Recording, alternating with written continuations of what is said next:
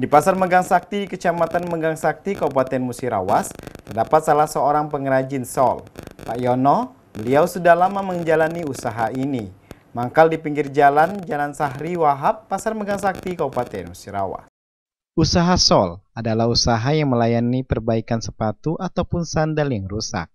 Terdapat pengrajin sol di Pasar Megang Sakti. Salah satunya adalah Yono. Beliau sudah lama menggeluti usaha ini, melayani berbagai sol sepatu, sendal, resleting tas, dan berbagai keperluan lainnya. Pengrajin sol mengatakan, untuk harga sol sendal hanya Rp15.000. Sementara untuk sol sepatu, berkisaran antara Rp20.000 hingga Rp25.000. Untuk pendapatan perharinya, relatif. Kalau saat lagi ramai, pelanggan bisa hingga Rp100.000. Tapi, saat sedang biasa, hanya Rp65.000. Kembali dirinya mengatakan, harapan ke depannya untuk usaha yang dijalaninya, semoga usahanya semakin ramai. Apa itu sepatu, ya.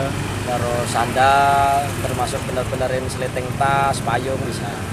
Terus untuk harapan ke depannya gimana Pak untuk usaha sampai? Kalau harapan ke depan dari usaha mengesol ini,